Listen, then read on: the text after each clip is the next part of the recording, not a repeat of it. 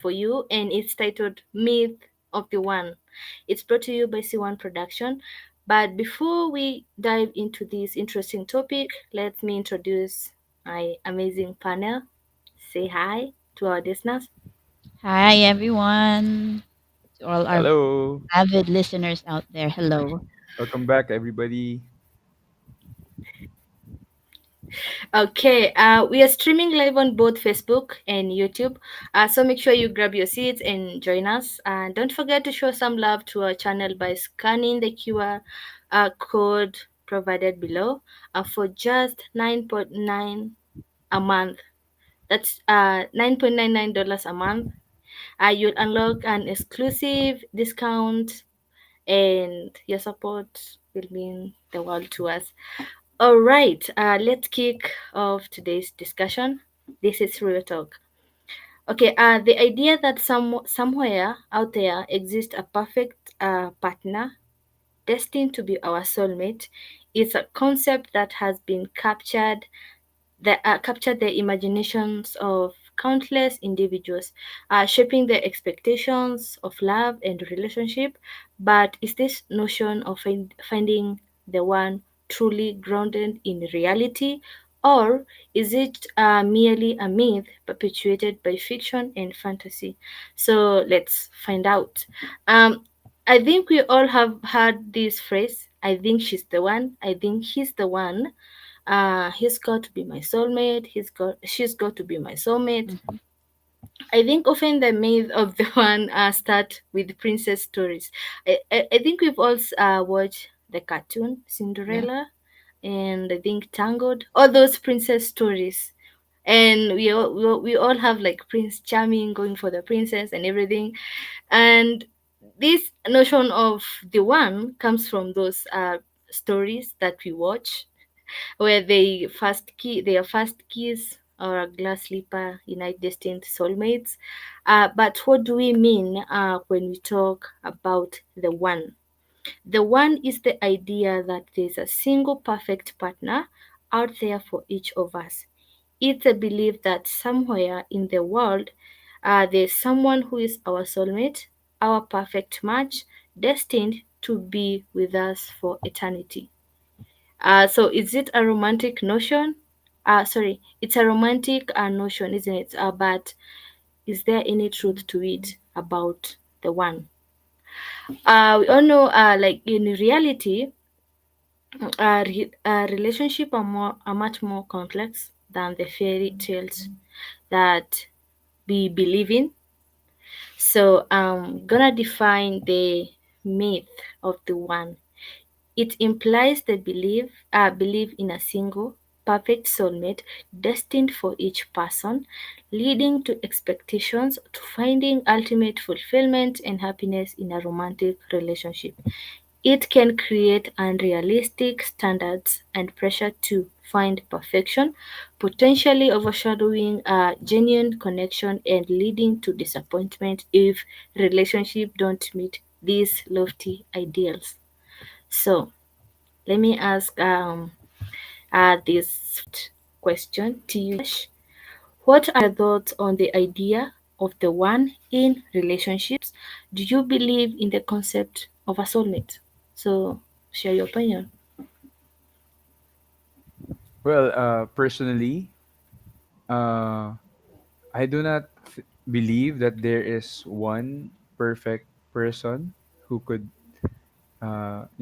truly and daily and forever satisfy you because, every man, every woman is broken. We have our areas of brokenness. And so it would be very unrealistic to expect someone to meet that criteria as you what you have defined as how you have defined the one is. So I do not believe in that, just plain and straight. Okay, what about you, Jenny? Do you believe in the one in quotes? Let me quote it. Yeah, so contrary to Joash's statement, I used to believe in the one. Like, yeah, when you're a bit younger, You have all these ideals in life when it comes to relationships. And so I wanted um this, like my husband right now. I wanted him before to be the one. And so I was like asking for signals or signs from the universe to make him the one. I just wanted it to be him to be the one. But yeah, so like I was asking for signals, and then it would turn out that the universe would, give it to me. And so I was thinking that he's the one. But then when you get to know the person and like spend years and years with him, all these concepts, all these ideals would break down, and you'll eventually have to face the reality of it all. And so all those concepts, all those notions would eventually, die down and not be um not really a reality for you. Yeah. Oh, okay. Uh, I think sometimes the one or the myth of the one is fed by the films and stories and interviews that we watch on social media. Especially on Mhm. Netflix right now, we have so many like love, love shows where you're going to find your husband, or you're just signing up and you're going to find your wife, something like that. We have like Love is Blind, Love Island, something like that. So you see they live a perfect life on those films. You see like, wow, I'm really falling in love right now because everything is just perfect. Mhm. And you don't see them breaking up or something. They're just happy. They have this lavish lifestyle. And when they my girls, my gender, watch this. They really want a guy that can provide all of that, the love. So you see, they keep in their mind that I'm going to find the one. It's okay if you believe in the one. I personally don't believe in that. I believe that when you destined to be with someone, you're just going to be with them. So you don't have like to wait for the one. You can just find that Yeah. yourself. Yeah, because I think The the second. idea Mhm. of finding the one is different for each and every one of us. So, um, what it really comes down to, I think, is that what feels right for each person based on their experiences and beliefs is what they would go for, I think, and not Mhm. necessarily the concept of the one having the one person, perfect person for them. Okay. When I see the one, I have this belief that they're going to be is they will not have any like mistake. I have this image of them like they're going to be just perfect, flawless, who will Mhm. fulfill every desire and need that I want. This idealized image will set unrealistic expectation for relationships, leading to individuals maybe you know they just want perfection that will not like exist. And we all know no one is perfect. We all have our flaws and everything.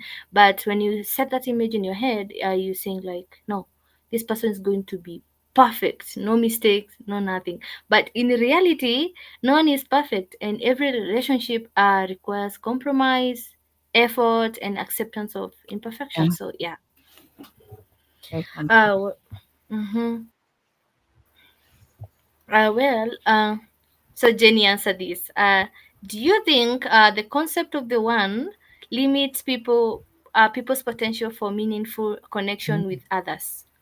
That's Um, I think the notion of having the one can offer like hope and excitement for some people, like for me before. So it would, but I guess it would often lead to unrealistic expectations and pressure, because when you are fixated on finding perfection rather than embracing the whole imperfections in relationships, you would um you would find that you'd find this pitfall.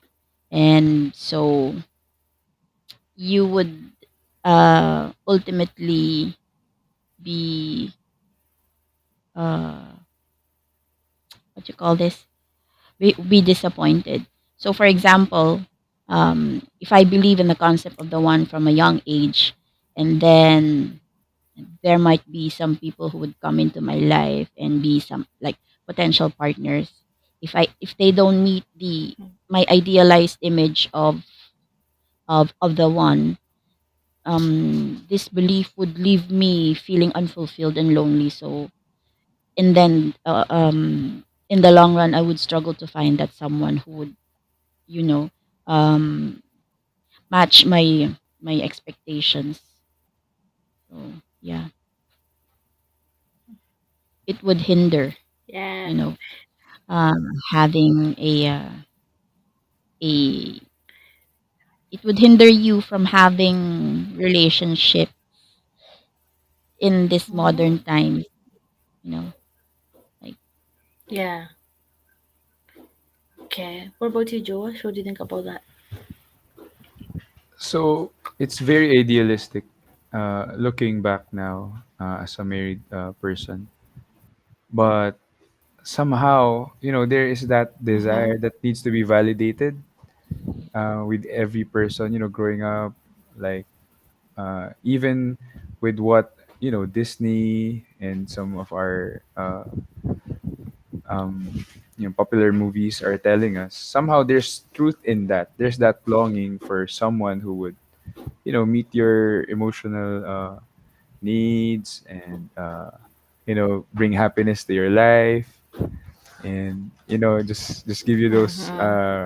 romantic ideals. So there's that reality, and yet, as even what GR mentioned in the comment, there's that person that at one point in your life you would decide to spend the rest of your life with. She said, there's Mm-hmm. the one that God has prepared for each of us, but but both of you are imperfect, so you Yeah. have to work it out when you become one in marriage. But even in the Christian circles, this could still be, I don't know if you're familiar with that, but maybe some of our listeners would be familiar with that, the GPC. It's the God's perfect choice. It's Mm-hmm. just the Christianized version of the one. They're just giving it to God, and if you believe in that too Mm-hmm. much, so what happens if you are married and then suddenly, Yeah. you see the imperfections, you see the reality, the brokenness, you would be Mm-hmm. thinking that, oh no, I could have missed the one. This mhm, couldn't be the one. So you'll be trapped, and you'll be thinking of other ways to find the one outside what you already have. So it's really complicated when you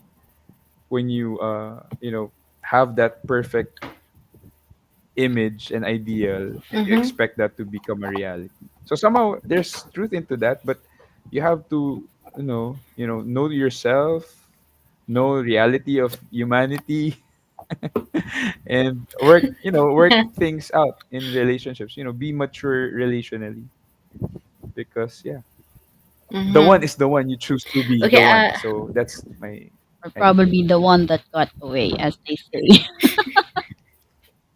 And my wife is here, right? That's my one, the one. Yeah. Shout out to my Okay. wife. Yeah. Shout out to her. Her name is Ethel. Ethel is Sometimes. my the one. So, Okay. Good for you. okay, That's sorry to cut you, but perfect. Kathy, you were commenting.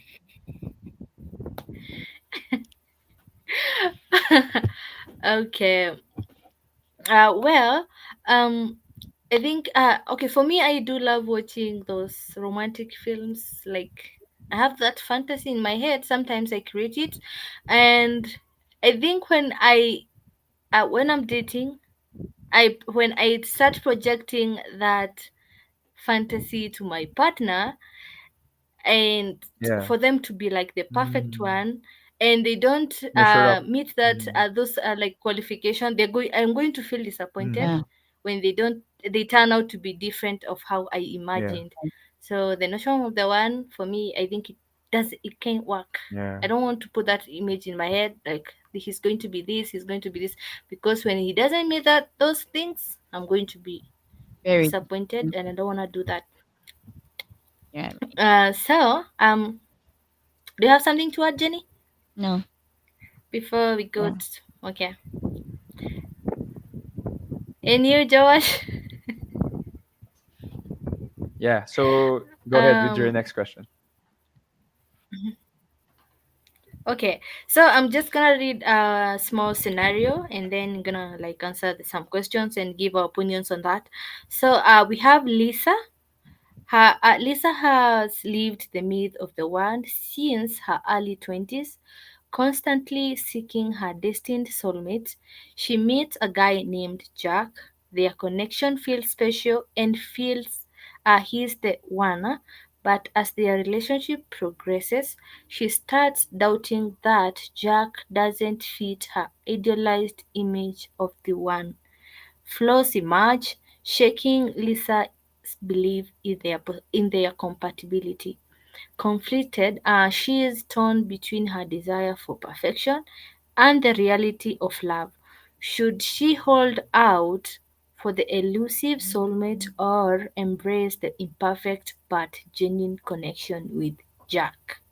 So before we answer our first question, so what do you think Lisa should do? Should she hold out for the elusive soulmate or embrace the imperfect but genuine connection with Jack? So what do you think, guys? You go first, Joash. Go ahead, Jenny. Ladies first. Yeah, I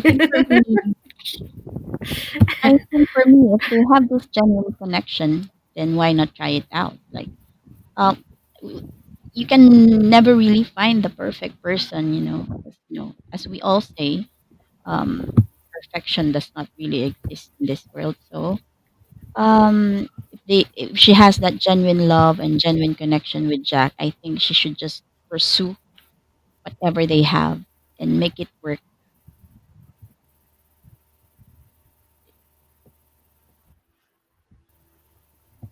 Yeah. Okay. Yeah, and What about you, Josh?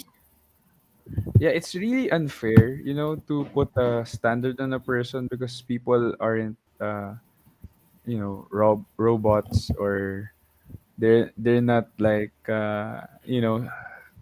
like people are not things you can customize and buy Mm-hmm. instantly from a vending machine, you know, and then ching, and then you cannot control people.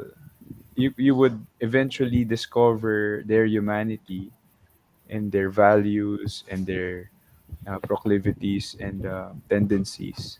So if this was Mm-hmm. something that Lisa will not outgrow or grow from, it's gonna be hard for her. I think no one's gonna meet that perfect ideal, I don't know, she has on her mind. Yeah. But you can change someone's beliefs if that's what she believe in. So I think I'm gonna support her if she believes that she's going to find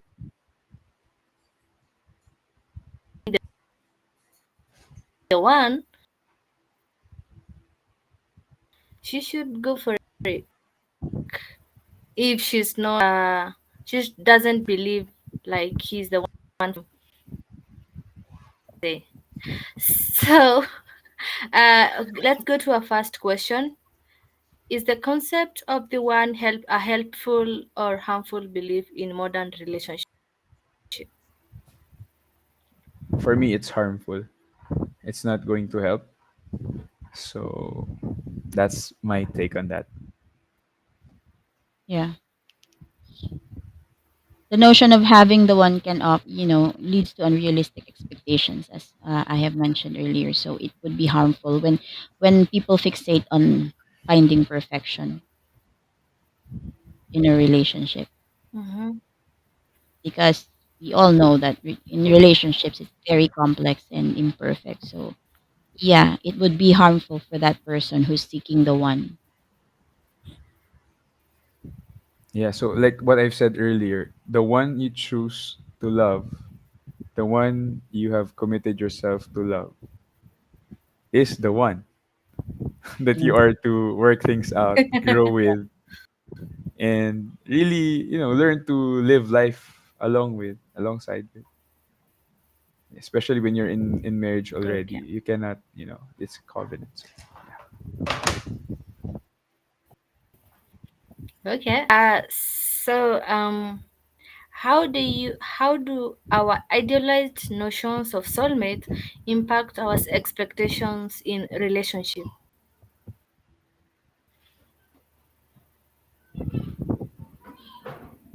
I think for me, this idealized notion of soulmates, can set unrealistic standards and would cause people to overlook that genuine connection, or like immediately discard relationships at the first sign of imperfection. So they always create this constant search for perfection, and it would kind of be harmful or detrimental to the growth of any kind of relationships that they go into.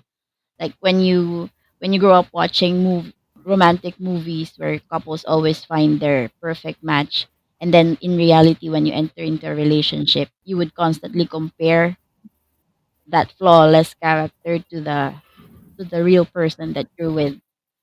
So this could lead to constant disappointments and dissatisfaction because the person you're with cannot live up to that Mhm. unrealistic standard that you have, which you are comparing to that, character you see in romantic movies, I guess.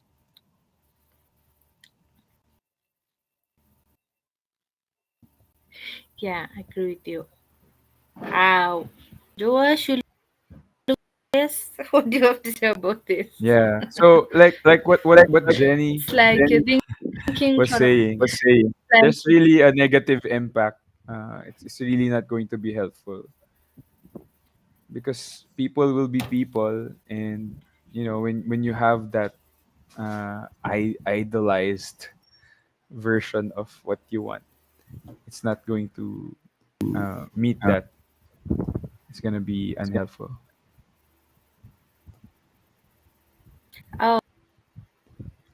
let's give a shout out to Arena. She's saying, I have a question. Is it necessary that certain standards or qualities of person you want to be your partner? Joash, are you going to answer that her?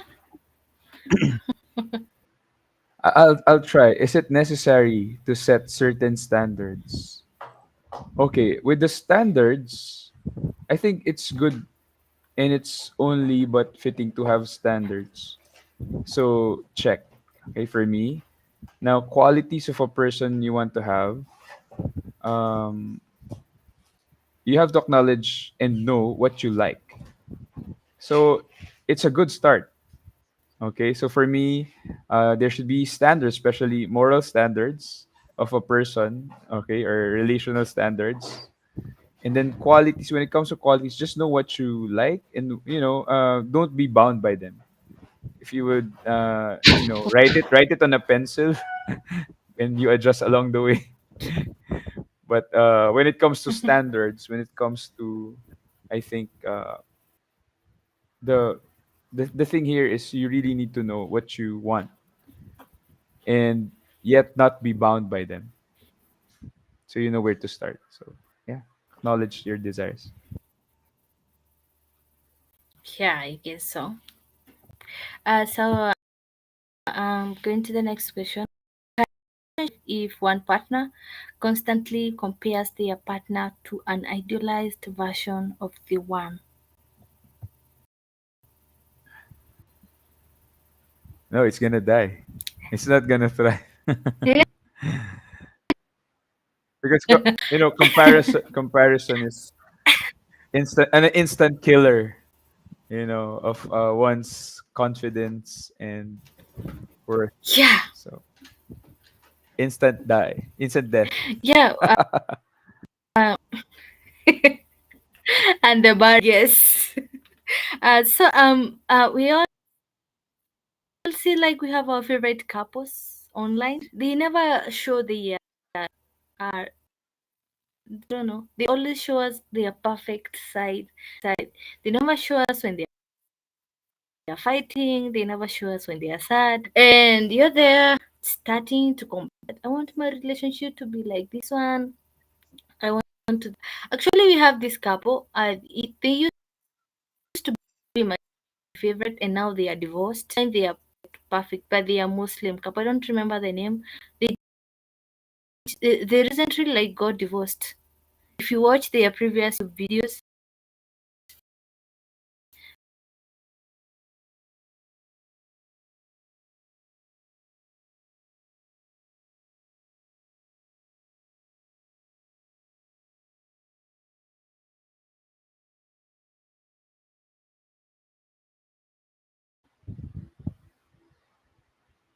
I wonder who that couple is.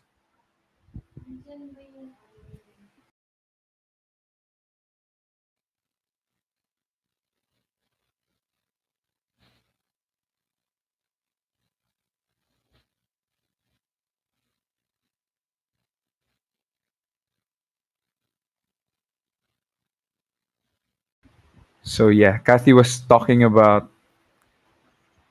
that couple.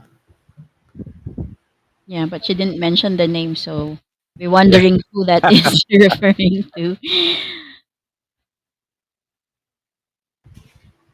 Okay. I think you're having problems with the audio. Yeah. It's gonna be back in a bit. So thank you. Shout out to Perena GR for commenting, asking questions, and engaging with us. If you have more questions, you can post it and we'll try to answer it.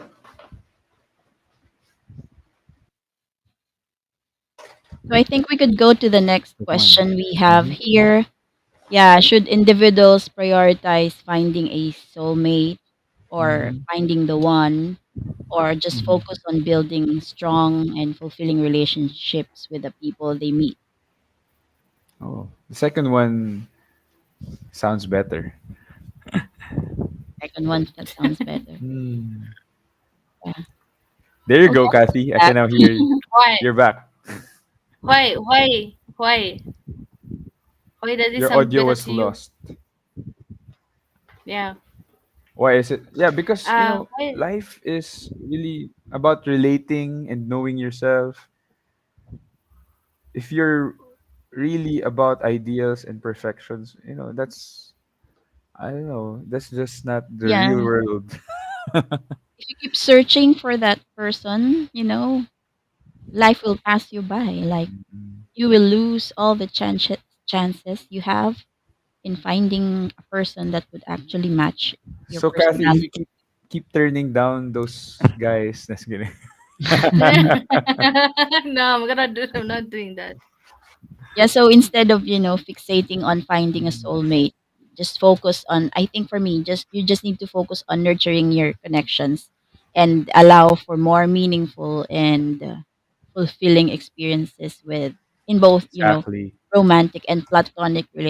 relationships at Yeah. that. So, because when you spend like years searching for that ultimate person, you know, Hmm. and convinced that true happiness lay in finding the one, there could be, you could realize that genuine happiness just stems from building strong connections with the people around you, even after a series of failed relationships. So whether, you know, I think you should just build on the relationships that you have right now. Okay. So in your own opinion, Joash, Hmm. how does the myth of the one affect the way people perceive breakups and divorces? And divorce, not divorces. Sounds like someone who got married and divorced and remarried and divorced and again. But how do that idea Mm-hmm. of the one affects? It's Yeah. actually, I think, could be one of the causes of divorces, and one of the causes of um, you know unhealthy relationships, if you keep on holding to that notion of the perfect one. But again, if you choose to grow up What from does that that kind of mean? mentality, yeah, because we all grow old. Growing old is not a choice, but growing up is. So when you realize that you have to grow up in terms of your perspectives and of your beliefs regarding life and people, you Mm-hmm. will actually enjoy the reality of being in relationships with them, getting to know yourself, getting to know people, and you will experience life with all its pains and sorrows and joys and Mm-hmm. victories as well. So both sides of reality. What about you, Jenny? Yeah, How do people perceive? Mm-hmm. what's the question again? Sorry. Uh, oh, in your own opinion, how does the myth of the one affect the way people perceive breakups and divorces?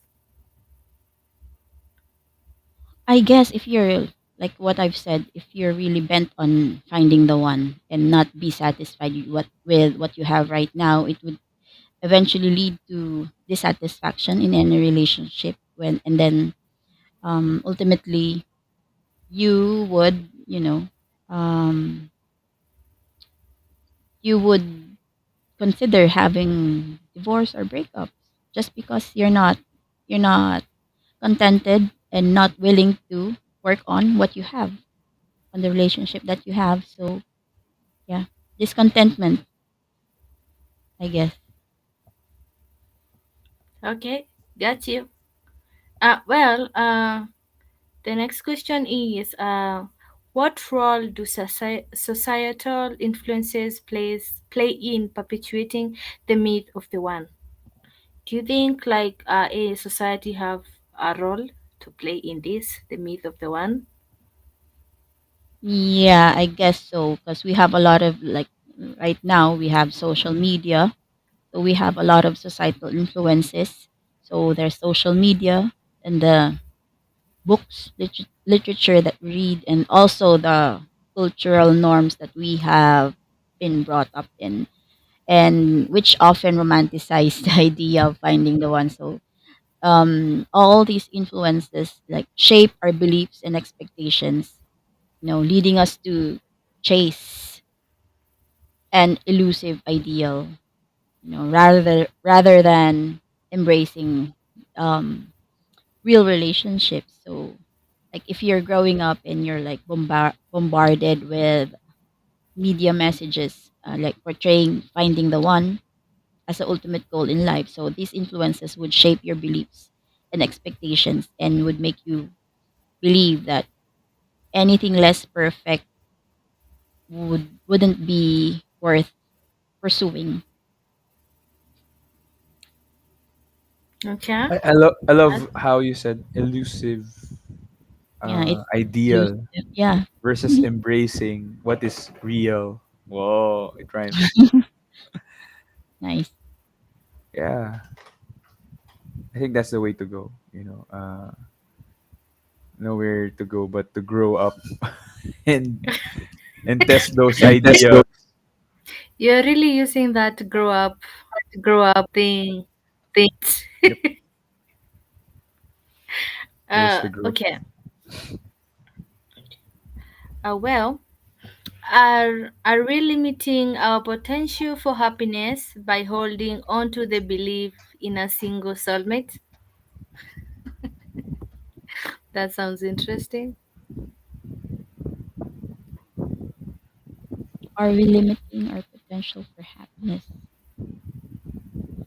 Yeah, I guess so. So when you cling to the idea or the notion of a single soulmate or finding the one, you limit yourself from exploring, experiencing the other diverse relationships, I guess. So, and you could not eventually find happiness if you don't, immerse yourself into engaging in genuine relationships, genuine connections. So it would hinder your personal growth and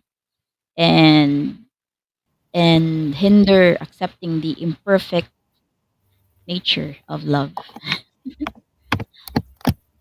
So this belief would prevent you from, fully investing yourself in relationships.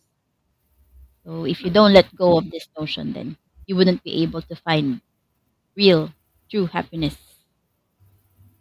in relationships. Yeah, that's my Uh, take on it. do you agree with that, Joash? Agree. Well said, Jenny. Like Kathy, have you had experiences where someone comes in and it wasn't your ideal, so you just cut them off immediately? Mm. How are Yes, you of with this? course. Like, Of course. Uh, okay, for me, I don't like putting like that high expectation on someone, but when they come, we vibe. For me, I like just look for the vibe. I go for the vibe first, and if everything like works out perfect, because I think I know I've turned some people down, and maybe they are watching right now. I'm sorry, but this it is what it is. wow, I know they are you can watching just right watch, now, and it is, yeah, it is what it is. I did that, and I'm sorry. Yeah, I think it's how life is. If you don't have that initial Well, chemistry, then no, but I it's think a I no have, go for you. because so there's no the I one, think but me. the vibe. Mm-hmm, The vibe. There is the vibe. yeah, Yeah, the chemistry. That's valid. yeah. You have to create the chemistry before you call them the one. Mhm. So Well, you can have that chemistry, but they're not really, they're not supposed to be the one, or they're not actually the one. You can build up on the chemistry, I guess, and still have imperfections. But definitely, you cannot say um like ultimately that it is the person is the one. You know, you mm-hmm, still need to work around it. Yeah. So yeah. for case in point, uh, how about those people who were arranged into marriage, right? There, because that's reality. Some in some part of Yeah, our world, yeah. there are people who were arranged to get Arranged married. marriages. So for them, how should they navigate that relationship? If they believe in the one, that would be really hard. They cannot grow into that. They not grow with that person whom they have had that marriage. But if Yeah, they believe in love and the reality of they can try to work it out and eventually decide to commit to it. And yeah, that's I why think it's yeah, I think with those arranged marriages, um, that could eventually um, spark extramarital relationships because they are never satisfied with what they have, like what who they are with, because it was an arranged marriage in the first place. So well, that's yeah, it our can initial be a take, but problem.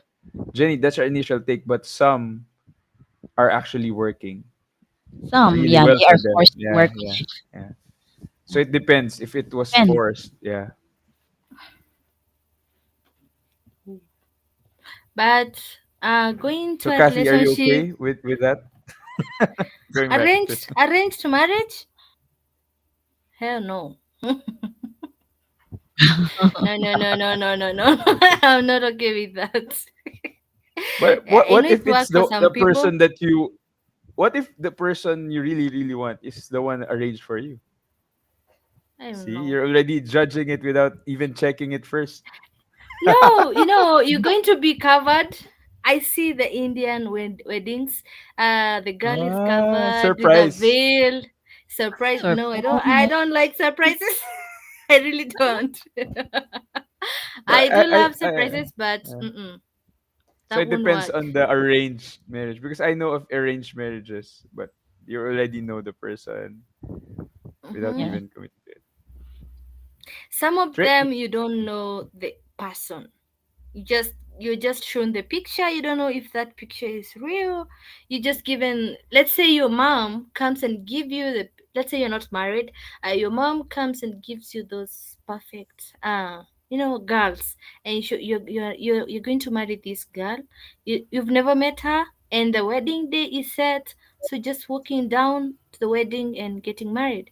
So I just want to see their face and everything. So I wouldn't want that. I wouldn't want that kind of surprise, you know. Okay. How can individuals distinguish between genuine compatibility and the romanticized idea of the one?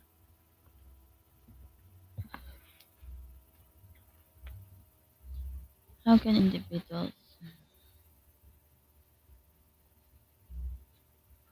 So I guess for me, like distinguishing between genuine compatibility and the romanticized notion of the one requires a lot of self introspection and assessment, I guess, because um, as we're always saying, no relationship is perfect. So you need to understand that compatibility is built through shared beliefs, shared values, and mutual respect.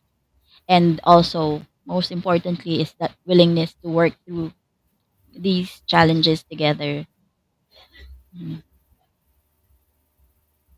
So you need to Oh, communicate, you honest mhm. communication and reflection, so you'd be able to realize if there's genuine compatibility. Okay. Yes, I get it. Is the part of their tradition, and we respect that. And I guess if I was raised in with their tradition, I think I would also like have to go with that option. You see, but we are different cultures, and we respect them. They all know how they work things out. Yeah, no bad blood. So, George, what do you have to say about that? How can individuals distinguish? Yeah, because genuine compatibility, the genuine connection, would include imperfections. But the romanticized idea of the one leaves no space for imperfections. So I think that's a distinguishing mark where when a person can embrace the reality of imperfections and brokenness, and the even dark side of a person, the tendencies, the weaknesses, and even the failures or the past of a person, you know and yet there's the genuine connection and compatibility. I think that's the distinguishing point. So we need to know, if can you handle the the dark side or the weaknesses of the person. If not, maybe you are in the other side, you're still romanticizing the idea of the one. So yeah. Yeah. Okay, I know you two are married, so I'm gonna ask this. Uh, when you're dating, um, how you first solve your how you solve your argument, is it going to determine how you're going to solve them when you get married? When you're dating, you have to see how you both like can solve the argument when Yeah. you're mad, Yes, when you're yes, sad. yes. Definitely. Yeah. Yes, just Definitely, it would be good. That was like a practice season, you know. yeah, open communication is very vital in And any yeah, and relationship. a time where you can see, the threshold of that person. Yeah. How is she? How is he when it comes to conflicts or stress? How does the person handle it? So it depends on the reaction. Can you take this person Mm. with the way he reacts? So I think that's a gauge. If you Mhm. cannot, maybe Mhm. you're not graced, to take that person with you for a lifetime. Yeah, guess so.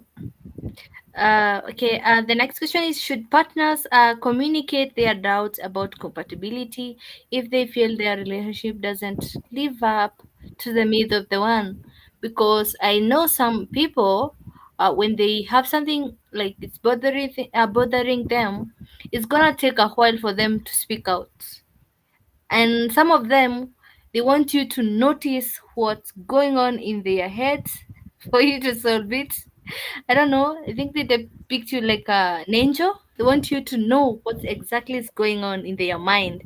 And that goes to ladies when they are angry. They want their boyfriends, girlfriends, their boyfriend to know what it's really going on. Jenny, I see you smiling. I know you've done that, right? Yeah, but I've Hmm. learned along the way that you should Jenny feel has grown up. yeah, She chose to definitely. grow up. Yes, Been like sir. 20 plus years. So yeah, if I didn't grow up, that would be my fault. So yeah, yeah, as Wait, I was you're saying, married for 20 plus years already? yeah, Wow, not congrats. really like Wow. just 20, but we've been like in dating. We've been dating for 6 years before we got married. So yeah, so that's like 20 plus years altogether.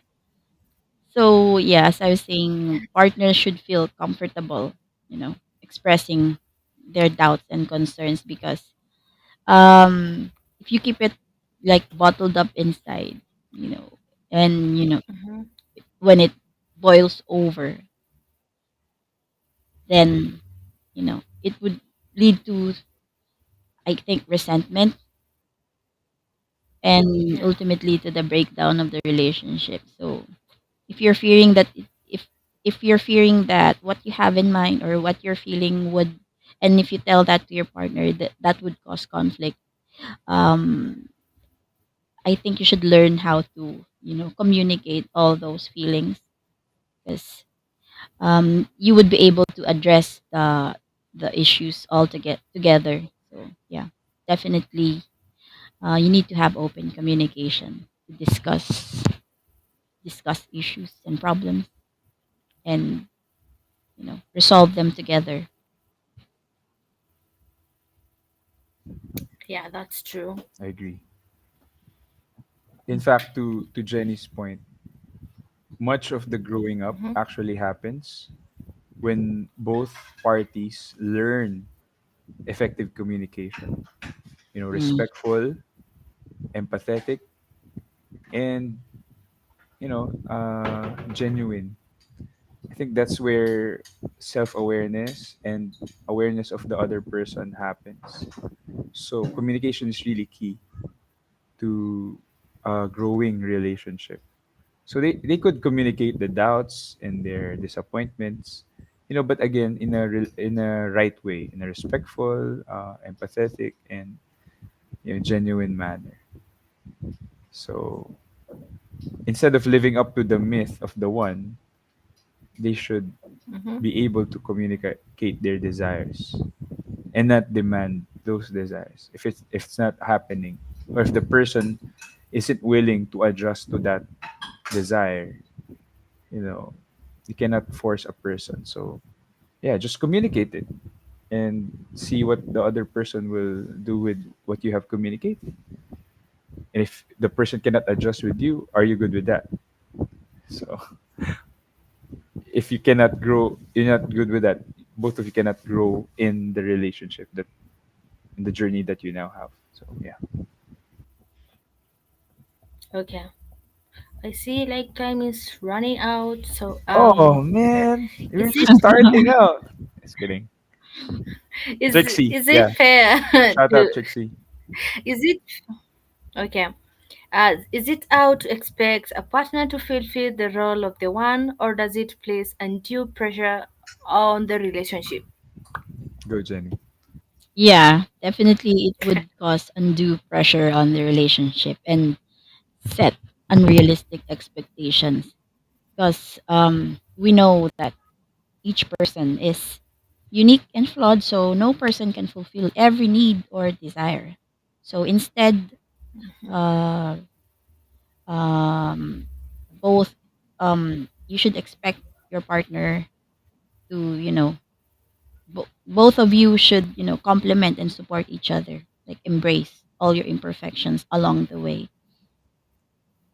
So this wouldn't put pressure on the relationship, and you would lead to um, accepting each other in the long run.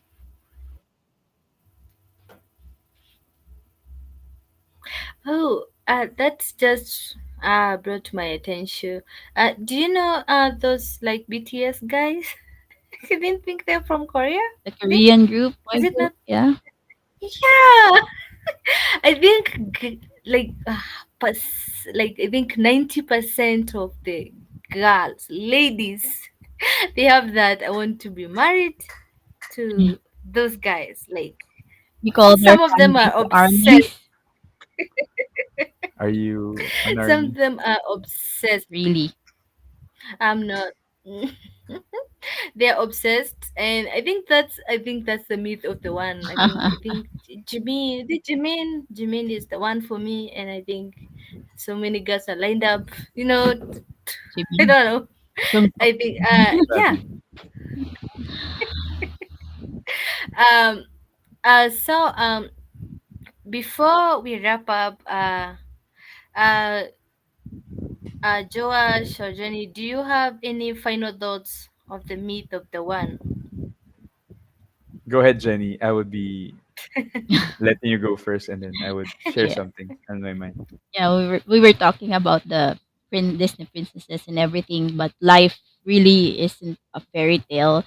So relationships aren't always perfect. So at the end of the day, we're all just trying to find that uh, that love and connection in this crazy world. So I guess we should, uh, what do you call this?